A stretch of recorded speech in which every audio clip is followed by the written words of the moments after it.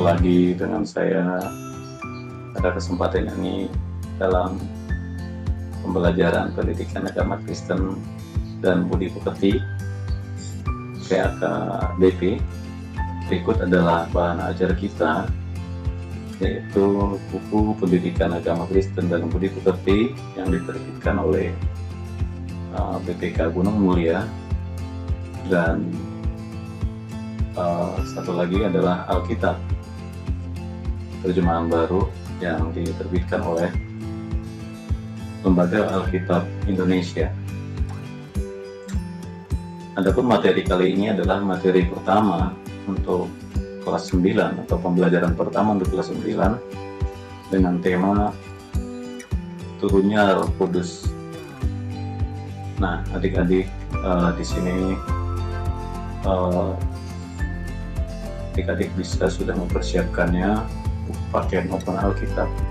Nah, untuk buku paket sendiri, materi ini dapat adik-adik temui di halaman 1 sampai 7.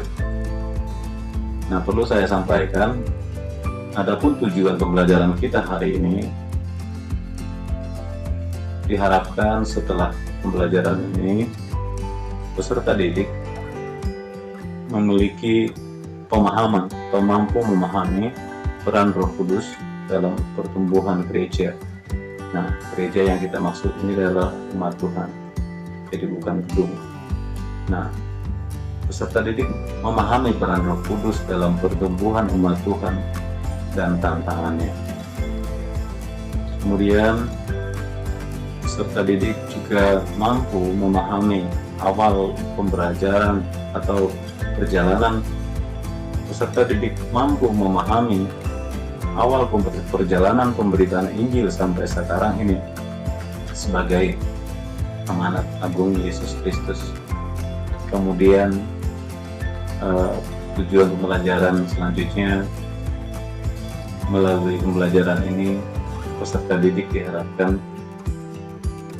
bisa bersaksi sebagai agen, sebagai duta Injil untuk memperkenalkan Injil melalui apa? Melalui karakter religius yang diperlihatkan oleh peserta didik, yang mana peserta didik mampu menjawab setiap permasalahan-permasalahan yang mungkin dihadapi dalam kehidupan sehari-hari.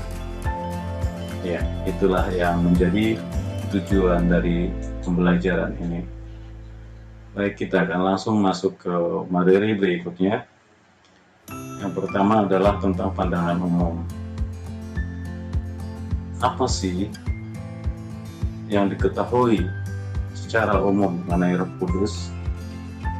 Yang pertama adalah semua mengetahui bahwa Roh Kudus adalah Roh Allah itu sendiri. Jadi ketika kita berbicara tentang Roh Kudus, maka yang dimaksud adalah merujuk kepada Roh Allah itu sendiri. Kemudian yang kedua, Roh Kudus itu adalah Roh penolong, penghibur, dan pembimbing bagi orang percaya kepada Kristus. Nah, kita masuk ke lebih jauh mengenai Roh Kudus. Roh Kudus itu dijanjikan oleh Tuhan Yesus.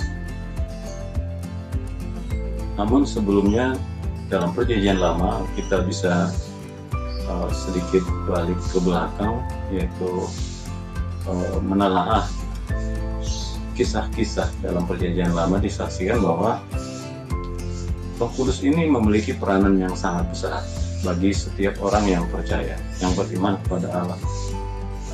Nah, apa perannya bagi orang yang percaya ketika Roh Kudus ada dalam seorang yang percaya? Maka ia berperan memberi pengertian dan beragam pengetahuan kepada manusia.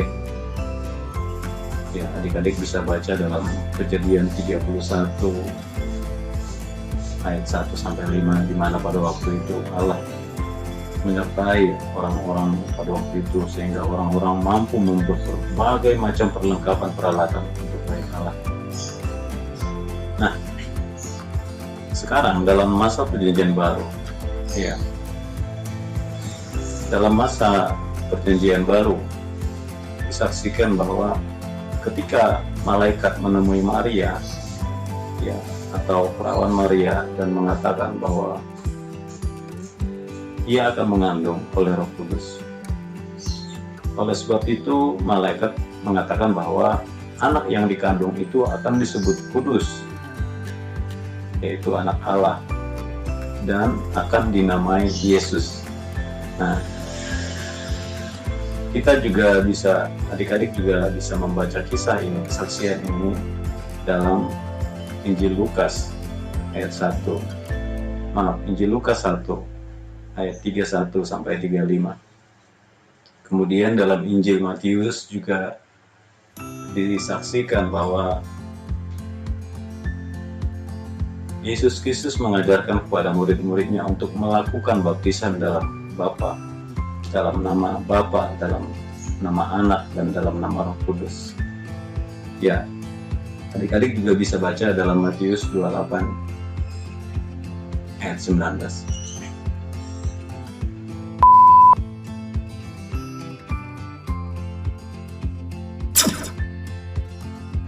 Disaksikan dalam Injil Yohanes sebelum Yesus Kristus terangkat naik ke surga, ia sendiri mengatakan bahwa ia akan meminta kepada Allah Bapa untuk memberikan untuk memberikan penolong kepada semua orang percaya. Ya, itu yang dijanjikan oleh Tuhan Yesus waktu itu. Ya, sehingga murid-murid yang ditinggalkannya waktu itu, orang-orang yang percaya ditinggalkannya waktu itu, memiliki ketenangan, ya, ketetapan, karena dunia, karena orang-orang pada waktu itu sangat menentang ajaran Kristus. Nah, dikatakan bahwa aku akan meminta kepada Allah Bapa untuk memberikan penolong kepada semua orang yang percaya, yaitu apa? Yaitu Roh kebenaran atau Roh Kudus. Ya, nanti adik-adik bisa baca di dalam Injil Yohanes ayat 14. Ya, nanti adik-adik bisa baca dalam Injil Yohanes 14 ayat 16 sampai 17. Nah, kemudian dalam bahasa Yunani, karena bahasa umum pada waktu itu dalam Perjanjian Baru adalah bahasa Yunani, artinya pada waktu itu dunia masih hidup dalam peradaban Yunani. Nah, Roh Kudus itu mereka sebut dalam bahasa Yunani yaitu Parakletos, ya, Parakletos, ya, yang artinya penolong bagi orang percaya, ya, percaya kepada Kristus. Nah, artinya setiap orang percaya kepada Kristus, atau kemudian mereka sebut sebagai Kristen. Ya, Kristen itu adalah orang-orang yang percaya atau mengikut Kristus. Nah, artinya bahwa mereka tidak sendirian, tetapi ada Roh Kudus yang menyertai mereka sepanjang waktu. Nah, jadi Roh Kudus itu ada menyertai orang Kristen. Nah, ketika bahasa menyertai ini ada, berarti menyertai ini ada bersama-sama, ya, ada di dalam, ya, ada dalam orang percaya. Jadi Roh Kudus itu ada di dalam orang percaya. Nah, ia berperan apa? Memimpin setiap orang percaya kepada kebenaran. Nah, karena roh kebenaran itu ada dalam diri setiap orang percaya, maka setiap orang percaya akan dipimpin kepada jalan-jalan kebenaran. Nah, adik-adik juga nanti bisa baca di Yohanes 16 ayat 8. Selanjutnya, Yesus Kristus telah berjanji kepada murid-muridnya bahwa seorang penolong itu, yaitu Roh Kudus, akan menyertai sepanjang masa, ya, sepanjang masa. Jadi sepanjang masa, no limit, untuk apa? Untuk memberitakan Injil kebenaran kepada semua orang, kepada semua suku, dan kepada semua bangsa di dunia. Nah, saat inilah yang kita kenal sebagai amanat agung Kristus. Ya, apa itu? Yaitu yang tertulis dalam Matius 28 ayat 19 dan 20, dikatakan bahwa karena itu pergilah, jadikanlah semua bangsa muridku, dan baptislah mereka dalam nama Bapa dan Anak dan Roh Kudus, dan ajarlah mereka melakukan segala sesuatu yang telah kuperintahkan kepadamu. Dan ketahuilah, aku di sini adalah Allah itu sendiri di dalam Yesus Kristus. Aku menyertai kamu senantiasa sampai kepada akhir zaman. Ya, sekali lagi, nanti adik-adik bisa baca dalam Matius 28 ayat 29. Oke, maaf, Matius 28 ayat 19 dan 20. Nah, kemudian kita lanjut. Kalau tadi dikatakan bahwa Yesus berjanji, ya. Sekarang kita mau lihat bagaimana wujud atau bentuk dari janji Allah itu. Ya. Kita mau coba lihat. Setelah Yesus terangkat ke surga, murid-muridnya dan semua orang yang percaya kepada Yesus itu berkumpul. Ya. Mereka menanti-nantikan janji Tuhan, ya, seperti yang dikatakan. Karena pada waktu itu Yesus melarang mereka untuk keluar dari kota Yerusalem sebelum Roh Kudus itu datang kepada setiap mereka, setiap orang-orang yang percaya kepada Kristus, kepada orang-orang Kristen waktu itu. Nah, orang-orang Kristen, orang-orang yang percaya kepada Yesus Kristus waktu itu, mereka setelah mereka menyaksikan Yesus naik ke surga, mereka kemudian berkumpul dalam satu rumah. Ya. Mereka bersama-sama menantikan Tuhan sambil berdoa, memuji Tuhan, berdoa, memuji Tuhan. Nah, tiba-tiba angin bertiup kencang, gemuruh, ya, gemuruh mungkin seperti gempa begitu ya, dan tampak lidah-lidah api menghidapi mereka. Ya. Kemudian mereka berbicara dalam berbagai ragam bahasa. Ya. Adik-adik nanti juga bisa baca kisah ini dalam kitab Kisah Para Rasul ayat 2 ayat Kitab Para Rasul 2 ayat 1 sampai 13. Dan peristiwa ini dikenal sebagai hari Pentakosta, yaitu hari ke-50 setelah kebangkitan Kristus. Hari ini pula lah sebagai titik awal, ya, titik awal penyebaran Injil kabar baik. Ya. Sekali lagi, hari Pentakosta adalah titik awal penyebaran Injil kabar baik kepada seluruh dunia, atau yang kita kenal gereja saat ini. Nah, dari pembelajaran di atas, kita dapat mengambil simpulan, ya. Setidaknya ada 5 peran Roh Kudus bagi kita sebagai orang yang beriman kepada Yesus Kristus. Nah, apa saja peran Roh Kudus itu bagi kita? Yang pertama, peran Roh Kudus itu memberi kuasa dan kemampuan memberitakan Injil kabar baik. Ya. Jadi kita mampu memberitakan Injil kabar baik kepada semua orang melalui apa? Melalui kesaksian hidup kita. Ya. Kemudian peranan Roh Kudus yang kedua adalah mengubahkan. Mengubahkan apa? Ya, mengubahkan kita yang lemah menjadi kuat. Mengubahkan kita yang takut menjadi berani. Ya, untuk menyaksikan firman Tuhan, untuk menyaksikan Injil kebenaran itu kepada semua orang. Kembali lagi, bagaimana kita menyaksikannya? Kita menyaksikannya melalui sikap perilaku kehidupan kita sehari-hari. Nah, kemudian peran Roh Kudus yang ketiga adalah memberikan pencerahan atau menerangi hati. Ya. Mencerahkan pikiran hati, pikiran setiap orang percaya untuk melihat kebenaran. Ya. Kemudian peran penolong, untuk peran Roh Kudus yang keempat, yaitu memberi pengertian. Ya, pengertian yang bagaimana? Ya, pengertian, kemampuan dan pengertian supaya setiap orang yang percaya hidup dalam kebenaran firman itu. Kemudian yang terakhir, yaitu yang kelima, peran Roh Kudus itu menolong, menjaga, dan memelihara gerejanya, umatnya. Nah, jadi adik-adik bisa nanti merenungkan dan menggali lebih dalam lagi bahwa peran Roh Kudus ini bagi orang percaya, bagi orang beriman itu adalah esensi. Esensi itu maksudnya penting sekali. Ya. Kemudian kita masuk ke materi selanjutnya, yaitu tentang gereja mula-mula. Setelah turunnya Roh Kudus pada hari Pentakosta, kemudian para rasul kemudian pergi memberitakan Injil kepada bangsa-bangsa.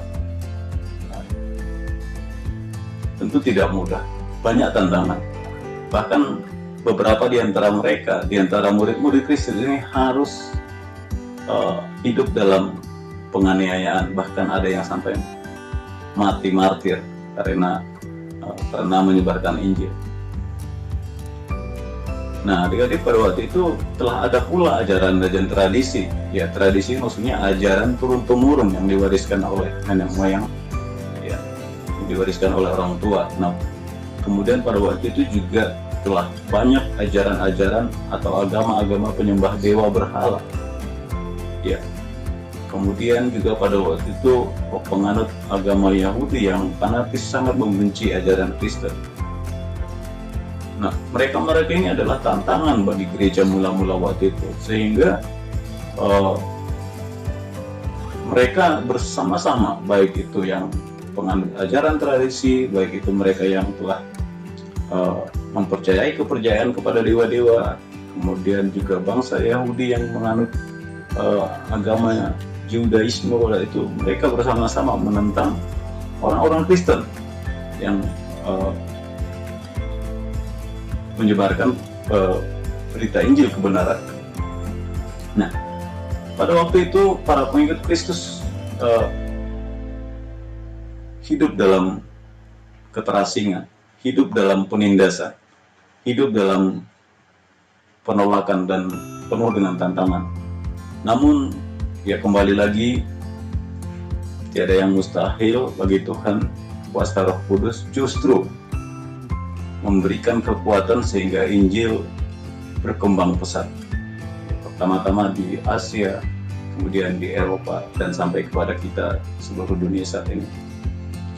Tapi kemudian seiring perkembangan peradaban manusia, terjadilah banyak penyimpangan-penyimpangan dengan memanfaatkan kekuatan gereja sebagai alat politik atau sebagai alat kekuasaan, sehingga apa yang terjadi, orang-orang Kristen sendiri hidup dalam kepentingan-kepentingan lain, sehingga mereka menjadi seolah-olah diadu domba.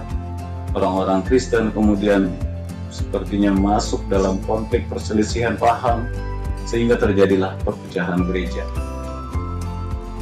Namun penyertaan Roh Kudus nyata bagi orang percaya. Ketika tantangan, ketika dalam penolakan, itu tidak membatasi kuasanya, tidak membatasi pekerjaan Roh Kudus untuk penyebaran pemberitaan Injil kebenaran. Bukti sejarah perkembangan gereja sampai sekarang masih berlangsung di tengah-tengah era globalisasi. Oleh Roh Kudus, gerejanya terus hidup dengan nilai-nilai kebenaran yang dituntun oleh Roh Kudus. Ya, meski dengan dinamika dan tantangan yang serba ya sesuai dengan tuntutan zaman saat ini, ya, tetapi Roh Kudus menolong dan membimbing gerejanya,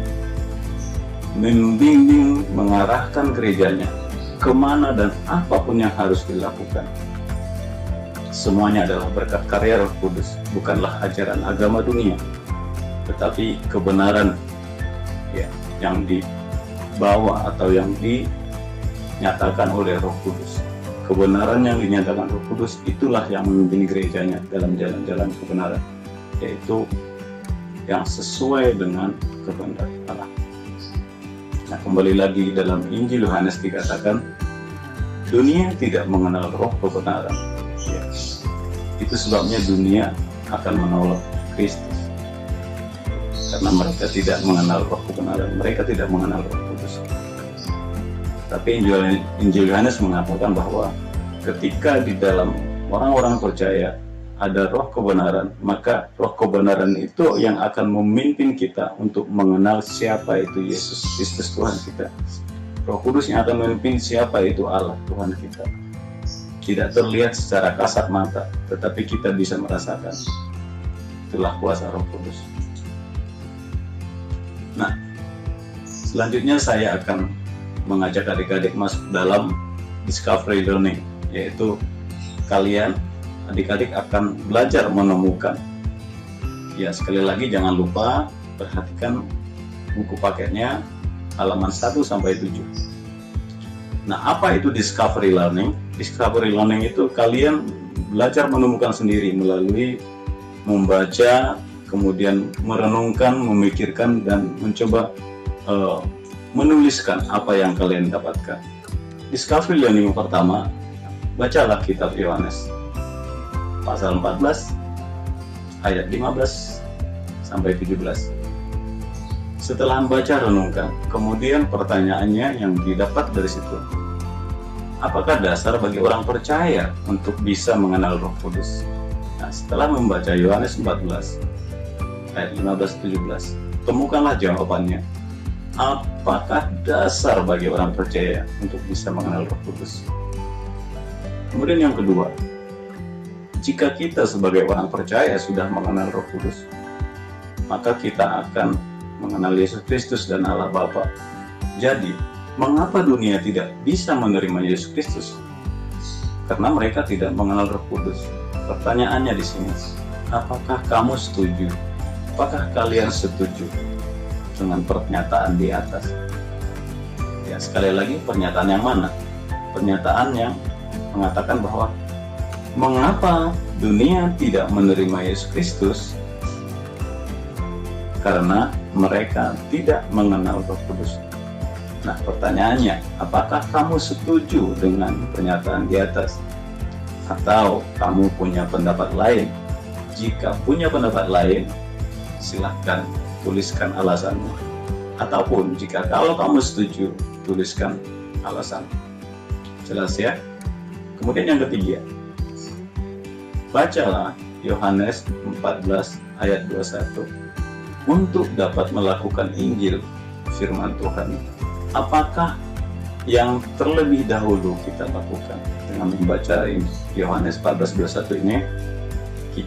Kita sebagai orang-orang percaya, sebagai orang-orang beriman, ya, sebelum kita melakukan Injil, apa dulu yang pertama kita lakukan? Ya, itu pertanyaannya. Jadi kalian coba belajar menemukan melalui menggali firman Tuhan ini, kalian menemukan jawabannya dari ketiga soalan atau ketiga persoalan yang dibagikan di atas. Nah, setelah kalian sudah tuliskan, kemudian kalian sudah menemukan sebagai jawaban dari tiga pertanyaan dalam discovery learning di atas, nah, saya mengajak kalian dalam tugas mandiri. Nah, tugas mandiri yang bagaimana? Nah, di sini tujuan dari tugas mandiri adalah kalian biasa dilatih untuk membuat satu kesimpulan dari pembelajaran ini. Yang pertama, dari ketiga penemuan di atas, dari tiga penemuan discovery learning di atas, tuliskanlah kesimpulanmu secara berurutan. Ya. Urutan yang pertama adalah buatkanlah kesimpulan atau definisi. Roh Kudus adalah titik-titik, tuliskan. Kemudian yang kedua, bagian B. Ya, peran Roh Kudus bagi kita adalah titik-titik, tuliskan. Kemudian yang ketiga, bagaimanakah cara kita untuk mengenal Roh Kudus? Nah, ini tuliskan. Ini sudah kalian tadi uraikan di atas dalam discovery learning. Kalian tinggal merangkum untuk mempersingkat lagi. Karena apa? Yang kedua, tugas mandiri itu kalian kemudian membaca hasil tulisan rangkuman kalian, kemudian rekam hasil baca, kemudian rekam hasil tulisanmu dan hasil bacaanmu, lalu kirimkan ke saya ke nomor 0812-8929-9103 melalui chat WA sebagai pesan suara. Ya, jelas ya? Jadi setelah kamu buat kesimpulan, ya, kamu tuliskan, kemudian kamu baca, kamu rekam, kirimkan ke saya melalui pesan suara. Ya. Nah, yang terakhir, batas pengumpulan. Batas pengumpulan tugas saya harapkan hari Sabtu tanggal 14 sampai pukul 00. Baik, tetap semangat. Saya akhiri sampai di sini. Silakan, Tuhan memberkati. Salam.